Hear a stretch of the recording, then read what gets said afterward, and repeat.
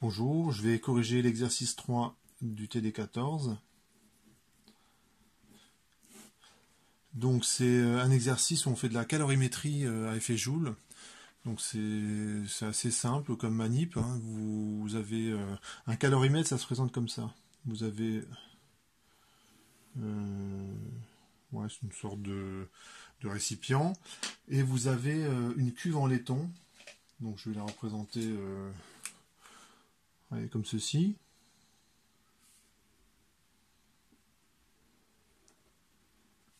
C'est bien ça, hein. Donc c'est en laiton. Donc ça dépend le type de matériel, hein. Ça peut être ce qui ressemble le plus approchant d'un calorimètre de ce que vous pouvez rencontrer facilement, c'est une thermos, hein, où vous avez en verre où la surface intérieure est métallisée. Donc vous vous êtes certainement posé la question, mais pourquoi la surface intérieure est métallisée? C'est en fait par rapport au rayonnement du corps noir. C'est-à-dire qu'un corps émet autant de lumière qu'il est capable d'en absorber. C'est proportionnel. Donc une surface qui est noire, par exemple, elle est capable d'absorber beaucoup de lumière, beaucoup de rayonnement lumineux, et donc inversement, elle en émet aussi beaucoup. Et quand vous voulez fabriquer un calorimètre, c'est vraiment pas du tout ce qu'on veut. Et à l'inverse, vous avez le miroir. Hein, le miroir, il n'absorbe pas de lumière du tout parce qu'il la réfléchit. Et donc, il en émet très très peu. Et ce qui fait que quand vous métallisez comme un miroir une surface, en fait, elle émet très peu de rayonnement thermique, donc on a très peu de refroidissement par ce biais-là. Alors, pensez simplement aux couvertures de survie, hein. Une couverture de survie, c'est une épaisseur qui fait, c'est l'épaisseur d'une feuille de papier, hein. Ça se compte en centaines de microns. Et ben, quand vous mettez ça sur le dos, et ben, ça vous réchauffe vraiment. Pourquoi? Parce que ça va garder le rayonnement thermique à l'intérieur quand vous calfeutrez dedans. Vous avez un couvercle de votre calorimètre et vous l'instrumentez. Donc l'instrumentation elle est assez simple. Vous mettez un thermomètre, donc vous pouvez mettre un thermomètre classique, enfin bon, un thermomètre. J'ai besoin d'une résistance électrique.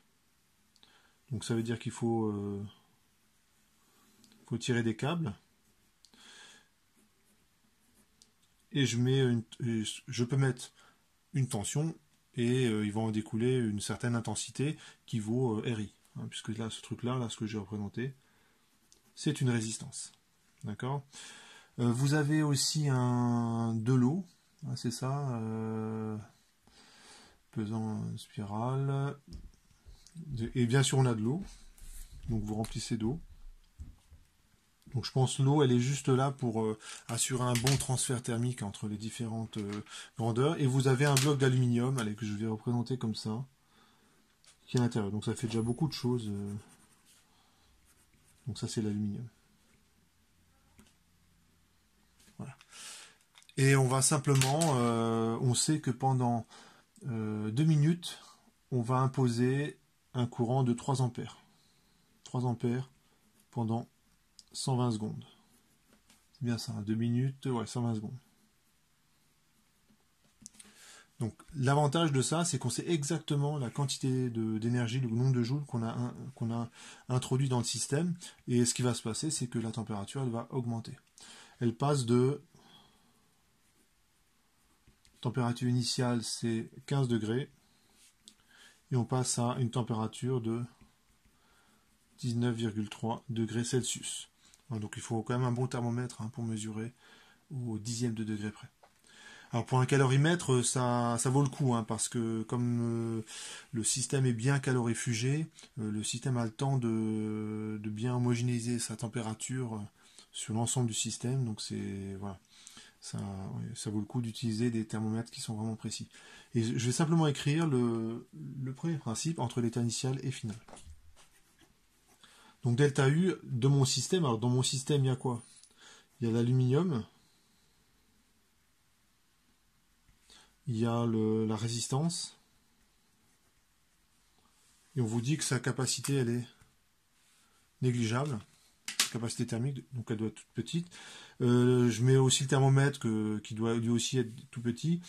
Il y a l'eau, Bon, je vais mettre le thermomètre, mais je vais le barrer tout de suite. Quand je barre, ça veut dire contribution négligeable. Donc l'aluminium, l'eau, le laiton, il me semble. Et donc c'est tout ça mon système. C'est W plus Q. Donc dans le travail, il y a le travail des forces de pression, je détaille un petit peu, plus le travail électrique, plus le transfert thermique. Alors par construction, un bon calorimètre, ça fait ça. C'est une bonne thermos, on va dire. Le transfert thermique est nul ou au moins négligeable. Le travail des forces de pression est nul aussi. Je fais la démonstration rapidement. Moins P extérieur D de V. Et la variation de volume du système, elle est vraiment très faible. C'est que des phases condensées. Donc finalement, il n'y a que le travail électrique. Donc delta U de xi, et ben c'est U fois I fois la durée pendant laquelle j'alimente la résistance. Et donc ça fait RI carré D de T.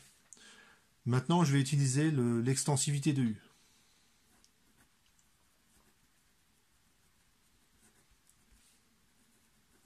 L'extensivité de U, c'est, je peux dire que la variation d'énergie interne de mon système, c'est la variation d'énergie interne de l'aluminium, plus la variation d'énergie interne du laiton, plus la variation d'énergie interne de l'eau, c'est égal à RI carré delta T.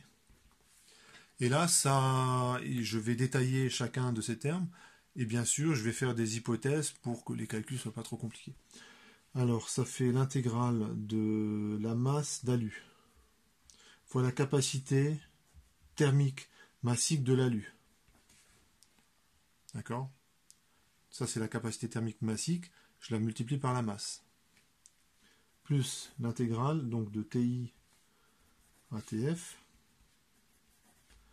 masse du laiton, plus C du laiton,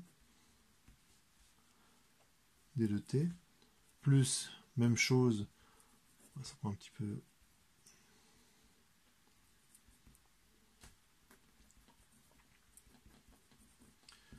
Et là, je fais une hypothèse.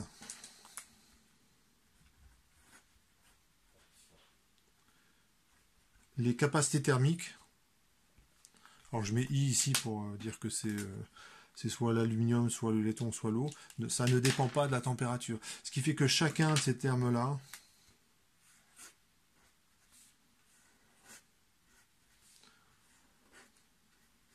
je peux les sortir de l'intégrale, et donc ça simplifie énormément mon calcul.